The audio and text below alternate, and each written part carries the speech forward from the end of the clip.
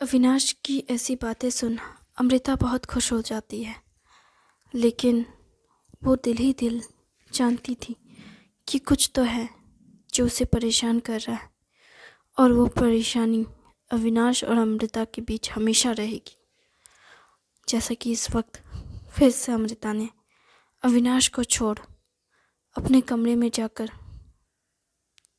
दरवाज़ा बंद कर अपने बिस्तर में लेट जाती है, और अविनाश फिर से वहीं उसी जगह खड़ा रह जाता है जहां अमृता उसे छोड़कर चली जाती है।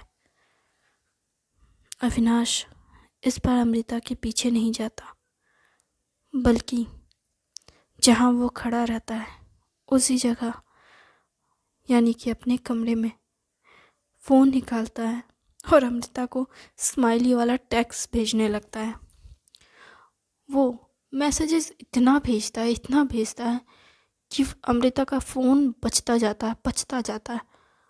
और अमृता पहले तो फ़ोन चेक नहीं करती, लेकिन फिर थोड़ी देर बाद जब बहुत मैसेजेस बजने लगते हैं तो अमृता फ़ोन चेक करती है, जिस पर एक स्माइली का पहले पिक्चर रहता है।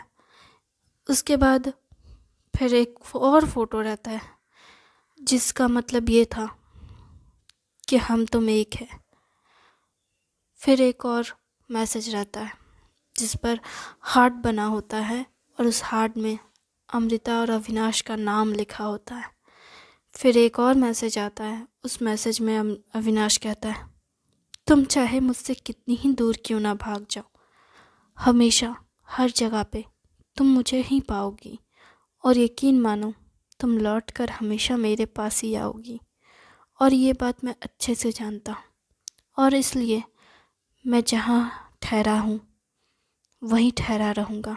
जहाँ तुम मुझे छोड़ जाओगी मैं वहीं तुम्हारा इंतज़ार करूँगा, चाहे वक्त कितना ही लगे क्यों ना। मुझे यकीन है कि हम साथ होंगे, चाहे कुछ भी हो जाए हमारे बीच, हम साथ होंगे। इंतज़ार चाहे कितना लंबा क्यों ना हो, ये इंतज़ार भी एक दिन ख़त्म होगा। हम इंतज़ार करने में बहुत माहिर हैं, चाहे कुछ भी हो जाए हम तुम्हारा इंतज़ार करेंगे। I love you Amrita. I love you so much Amrita. I miss you. I take ऐसा वाला मैसेज पॉइंटलेस की तरह था। उसके बाद फिर एक मैसेज आता है, गुड नाइट, अच्छे से सोना और अच्छे सपने देखना, समझी। और अगर मूड अच्छा हो गया हो मैसेज से तो अपने आंसुओं को पोंछना, मेरी क्यूटी पाई, स्वीट हार्ट, मेरी जान, मैं तुमसे बहुत प्यार करता हूँ। एक वॉइस मैसेज होता है ये। और कहता है, फिर एक मैसेज भेजता है अविनाश। फिर मैसेज में वो भी वॉइस मैसेज, उस वॉइस मैसेज में रहता है, अमृता, मैं सोच रहा हूँ कि तुम शादी करना चाहोगी क्या? अगर तुम नहीं चाहती तो कोई बात नहीं। सुनो, मैं हमेशा से चाहता था कि मैं तुमसे प्रपोज़ करूं, रिंग लेकर के, मतलब बहुत कुछ करना चाहता था तुम्हारे लिए। लेकिन मुझे लगता है कि तुम नहीं करना चाहती मुझसे शादी, और तुम्हें वक्त भी चाहिए। इसलिए जब मैं गोवा से आऊँगा तो तुम मुझे इसका जवाब दे देना। अगर तुम में हिम्मत हो तो तुम ही मुझे प्रपोज़ कर देना, और अगर तुम मुझे प्रपोज़ नहीं करती हो तो गोवा से आने के बाद मुझे इनडायरेक्टली बता देना, मैं तुम्हें प्रपोज़ कर दूँगा अगर तुम तैयार हो तो। और नहीं तो इसे भूल जाना, क्योंकि मैं हमेशा तुमसे प्यार करता था, हूँ और करता रहूँगा। खुद को परेशान मत करना, क्योंकि मैं तुम्हें परेशान नहीं देख सकता, समझी। और अगर ये मैसेज तुम्हें हरी नींद उड़ा रहा है तो इस मैसेज को डिलीट कर देना और सोचना कि ये कभी नहीं हुआ। ठीक है? Good night. फिर एक और वॉइस मैसेज भेजता है अविनाश। उस वॉइस मैसेज में ये कहता है, मैंने अभी जो कहा उसे दिमाग में आने देना, पर दिल से मत लगाना, क्योंकि अगर तुम्हारा दिल बेचैन हो गया तो वो तुम्हारे दिमाग को परेशान करेगा, और तुम्हारे दिमाग परेशान हो गया तो तुम फिर से उनसे दूर भागती रहोगी, और मैं तुम्हें खुद से दूर जाता हुआ नहीं देख सकता। चाहे कुछ भी हो जाए, मैं तुम्हें खुद से दूर नहीं जाने देना चाहता। हो सके तो इस मैसेज को कभी दोबारा सुनना ही मत, या फिर इसे डिलीट कर देना। अगर ये बात तुम्हें परेशान करती है तो उम्मीद करता हूँ तुम मुझे समझोगी और कल सुबह मुझ पे बिना आर्ग्यू किए मुझे घर का सारा काम करने दोगी, जो कि मुझे लगता है कि तुमने पूरे घर की सफाई की है मुझे लॉक करके। और हाँ, अगर तुमने ऐसा किया भी है, वैसे मैं जाकर देख ही लेता हूँ पूरे घर को, एक चक्कर लगा ही लेता हूँ। वो घर कमरे से बाहर निकल के जैसे ही पूरा घर घूम रहा होता है और उसे वॉइस मैसेज कर रहा होता है, तो वैसे ही अमृता भी अपने कमरे से बाहर निकलती है और दोनों का फ़ोन दोनों के हाथ में होता है। एक जो अपने कान में लगाकर अविनाश की आवाज़ सुन रही होती है, और एक जो अपने मुंह के पास फ़ोन रखकर वॉइस मैसेज कर रहा होता है, और दोनों ही एक दूसरे को देख रहे होते हैं। और अमृता जैसे अविनाश को इस तरह से देखती है, वो फ़ोन लेकर खुद को लेकर कमरे में फिर से लॉक हो जाती है। अविनाश हंसने लगता है और उसकी हंसी उसके वॉइस मैसेज में दिख रही होती है, और वो फिर कहता है, ओ अमृता मेरी जान, मुझे खुशी है कि तुम मेरे मैसेजेस सुन रही हो। मुझे उम्मीद है कि तुम हमेशा मुझसे ऐसे ही प्यार करती रहोगी और मुझे हमेशा ऐसे ही सुनती रहोगी। तुम्हें पता है, मुझे लगता था कि मुझे सुनने वाला कोई नहीं है, क्योंकि मैं बहुत ज़्यादा बोलता हूँ और तुम बिल्कुल भी नहीं बोलती। मुझे खुशी है कि तुम इतनी शांत हो कि तुम मेरा बड़बोलापन सुन सकती हो, और तुम मज़े से सुनती हो। मुझे अच्छा लगा ये जानकर, ये देखकर। आई लव यू। ये कहकर अविनाश लास्ट वॉइस मैसेज भेजता है। उसके बाद फिर एक वॉइस मैसेज और भेजने की तैयारी में रहता है और कहता है, अमृता तुमने तो सच में पूरे घर की साफ़ सफाई कर दी। लगता है मेरे लिए कुछ काम नहीं रहा, लेकिन कोई बात नहीं। मुझे लगता है कि ये करना ज़रूरी है। अगली बार से मैं भी ये ट्राई करूँगा। जब भी मेरा दिमाग ख़राब होगा ना, तो मैं भी घर की सफाई करूँगा। तुम्हारा क्या दिमाग घुमा पता नहीं, तुमने घर की सफाई करने के बाद मुझे आकर गले लगा लिया। तो मुझे लगता है ये मूड ठीक करने का सबसे बेहतरीन रास्ता है। तो नेक्स्ट बार से मैं भी परेशान होऊंगा ना, तो मैं भी घर की सफाई करके अपना मूड ठीक कर लूँगा। उम्मीद है कि मैं तुमसे अच्छा तो सफाई नहीं कर पाऊँगा, लेकिन लगता है कर लूँगा। चिंता मत करो।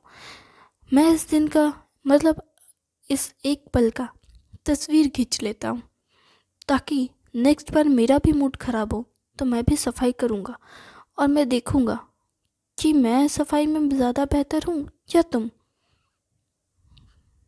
क्या ये कंपटीशन करना तुम्हें अच्छा लगेगा अमृता? ये कहकर मैसेज सेंड कर देता है।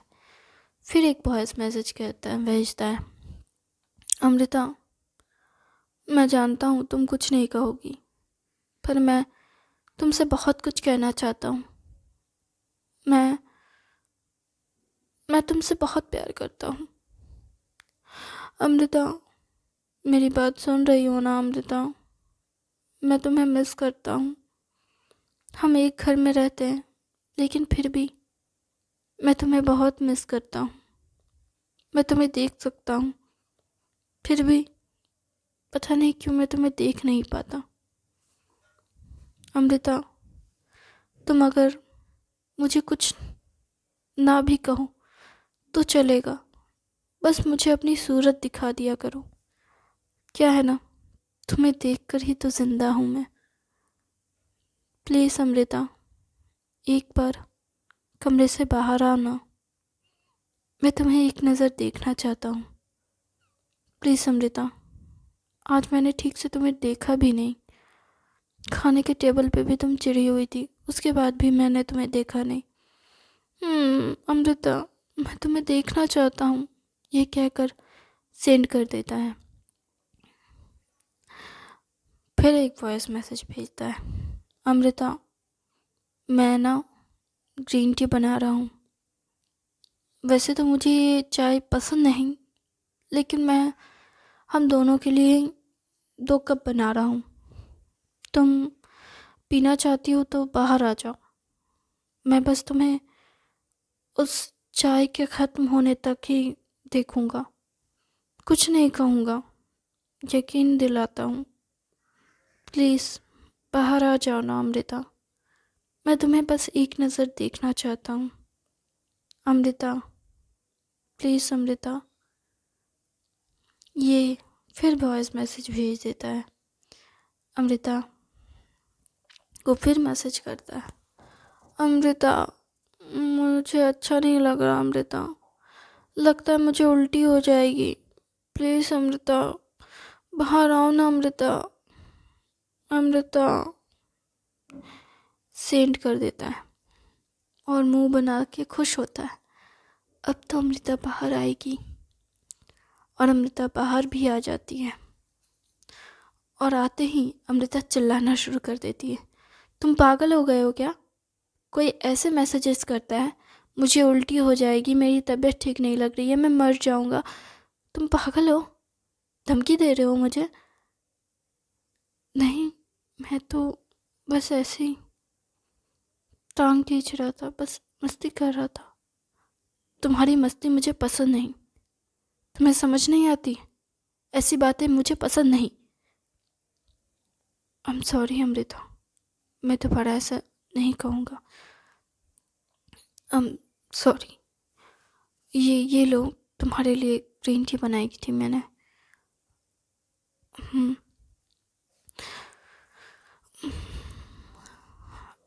अविनाश एकदम से खामोश होकर अमृता को देख रहा होता है। अमृता अपनी चाय के कप को लेकर अपने कमरे में जा रही होती है। तभी अविनाश कहता है, अमृता। फिर अमृता चाय के कप को लेकर लिविंग रूम में बैठ जाती है। अविनाश उसके सामने बैठता है। वैसे तो अविनाश ने कहा कि वो कुछ नहीं बोलेगा, लेकिन फिर अविनाश कहता है, शुक्रिया अमृता। जिस पर अमृता कहती है, तुमने कहा तुम कुछ नहीं बोलोगे, पर थैंक यू तो बोलना बनता है ना। आखिर तुम उस पिंजरे से बाहर तो निकली। तुम मेरे कमरे को पिंजरा कह रहे हो? हाँ, वो पिंजरे से कम क्या है। जब देखो तो तुम उसमें घुस जाती हो, और जब भी तुम उसमें घुसती हो मैं तुम्हें देख नहीं पाता। मुझे कितना तड़पना पड़ता है तुम्हें देखने के लिए, कितना इंतज़ार करना पड़ता है तुम्हें देखने के लिए। तुम्हें पता भी है मैं तुम्हें देख नहीं पाता, और तुम्हें ना देख कर ना जीना बहुत मुश्किल होता है। तुम इतना ड्रामा कहाँ से कर लेते हो? अमृता, तुम्हारे लिए मैं कुछ भी कर सकता हूँ। क्या मतलब?